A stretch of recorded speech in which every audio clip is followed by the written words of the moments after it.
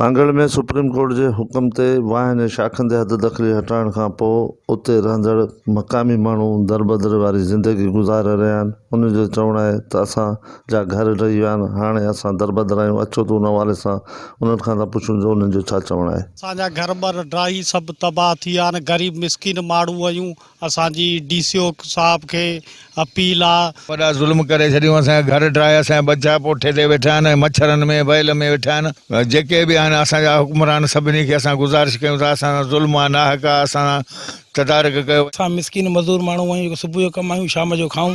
हाणे महिरबानी कयो वञे चीफ जस्टिस खे अपील कयूं था, वज़ीर आज़म खे, वज़ीर आला सिंध खे, हीअ असांखे हाणे असांजी वार त कई वञे। हीअ बच्चा असांजे रोड ते रहिया पिया आहिनि। चीफ जस्टिस खे, वज़ीर पाकिस्तान खे, मुराद अली शाह खे असांजी कुझु परदार कयो वञे, असांखे बेघर कयो वियो आहे। इन्हनि मिसकिन माण्हुनि जो चवणु हो त पीपल्स पार्टी जे चेयरमैन बिलावल अल ज़रदारी, वज़ीर आला सिंध मुराद अली शाह ऐं ॿिया वस वारा असांजी वाहिर कनि जीअं असांजी का माली मदद थी सघे, असां पंहिंजा बच्चा कखनि में विहारे सघूं। कैमरामैन टीम सां गॾु अंजुम आफ्ताब, सिंध TV न्यूज़, सांगड़।